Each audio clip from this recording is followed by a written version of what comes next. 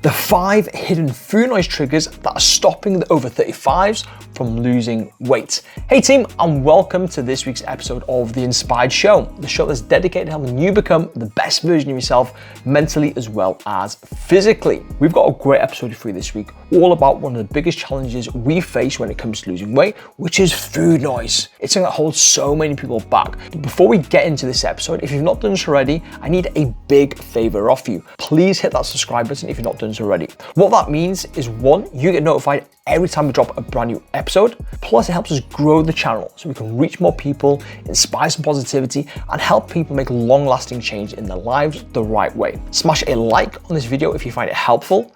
Let me know any big takeaways in the comments. And as always, if you know someone who may benefit from today's episode, please share it with them as well.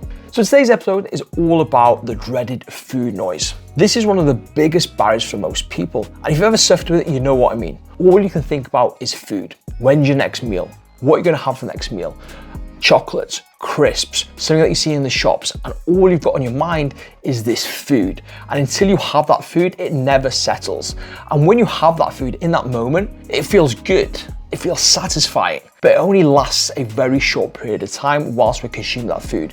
It follows by an overwhelming sense of guilt, like we failed, we feel ashamed, and then we get stuck in a rut where we end up restricting and then building up that food noise again. And today we're going to talk about the 5 biggest triggers for that to help you bring awareness of why this may be happening and what you can do to help you overcome it as well. Coming in at number 1 is undereating during the day. This is a big one for a lot of people, and I get it. I've been there myself, where you skip breakfast thinking you're saving some calories, you're running off willpower, caffeine, but by the time you get towards the back end of the day, after saving all those calories, it never ends well.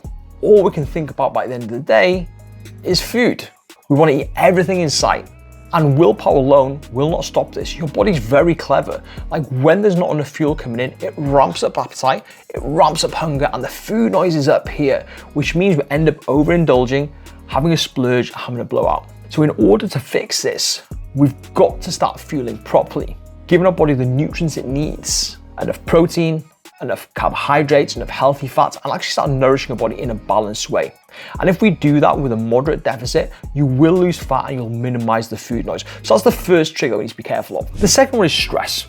Like we all live very busy, stressful lifestyles from time to time, whether it's work, relationships, certain people, the children driving us crazy, especially when they're off school in the summer holidays.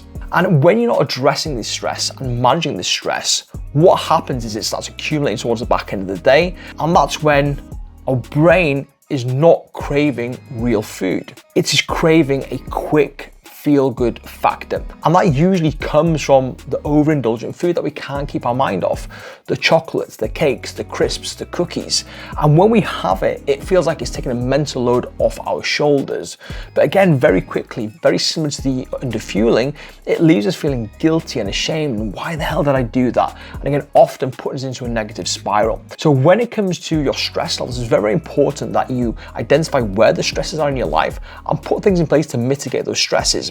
And also making sure you've got different outlets to deal with your stresses, whether it's a hobby, going for a walk, some guided meditation, having things that you can use other than food is really, really important. Now, the third thing is restricting your favorite foods. Now, this is something that I see so many people doing. Like when you tell yourself you can't have something, guess what? You're gonna think about that food over and over and over again. And this restriction often fuels obsession. And then when you have that food, you just go crazy with it. Like you can't just have a little bit, you go overboard. You're basically taking the piss with the food. Because the reason why you're doing that is because you've been restricting it so long, you know that when you get back to your healthy eating, you can't have that again. So you're trying to get it all in one sitting because it feels like you're deprived once again. So this is where making sure on your journey, you're allowing yourself foods that you want in smaller amounts can be an absolute game changer. And when you do this, you have power over the food rather than the food having power over you. And this is a really big game changer as well. And then number 4, and this is a very important one, is environment. Have you ever heard the saying, out of sight, out of mind? Like if you've got things in front of you, like biscuits on the worktop, chocolates on the kitchen table, like you're more likely to be thinking about those foods that you can see. They're triggering visually. And eventually what's going to happen is you're going to have one, you're going to feel guilty, you're going to overindulge, and then it's going to go out the window. So we need to optimize our environment. So the best thing is if you have certain foods that you know you overindulge too much on, is only buy them when you want to have them. So you still have control over it, you're not restricting, but they're not in close proximity. Or you hide them where you put them in the cupboard, put them at arm's length, just where you can't visually see it. And this can be a game changer because when you optimize your environment, you don't have to rely so much on willpower. And this is really, really important. And then the last hidden trigger is you only use food as a reward. And this is a big one for a lot of people. For example, you finish work early. Oh, let's celebrate. Let's have some nice food. You've had a stressful day. Let's reward ourselves with some food. Somebody's leaving. Let's reward ourselves with a nice big takeout meal. It's somebody's birthday. Let's reward ourselves with another takeout meal. Kids finally asleep. Let's reward ourselves with some food. And when food becomes the default reward, what then happens is the food noise gets louder and louder and louder during these emotional events that we're having.